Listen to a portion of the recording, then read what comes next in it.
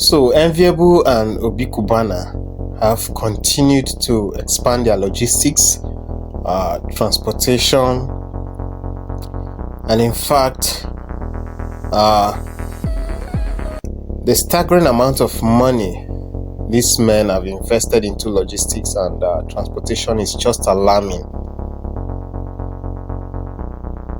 They have constantly acquired brand new trailers continuously, and not only that, these vans you see here, these SUVs are all for logistic businesses, and they also run their Enviable transport, which is also entirely different from the logistics. Then what about the canals? Every day Keke leaves their store, their warehouses, as new ones continue to come in.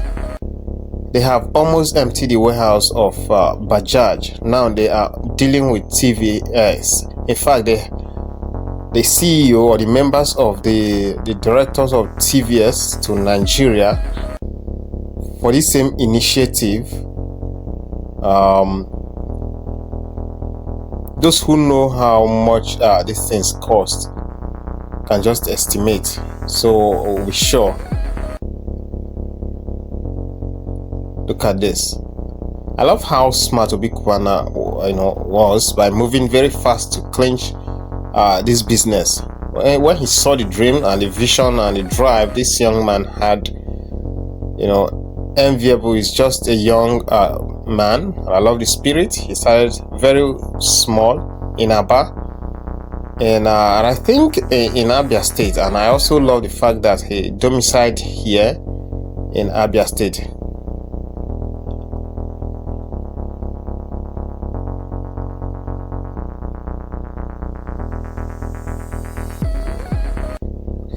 Creating jobs, employment everywhere is the very, one of the very core values of these men. As they continue to expand their, empires of businesses around not just Nigeria, but of course even going international. It is true. The saying that when a man washes hand with the kings, he dines with them. I think even entitled to call these men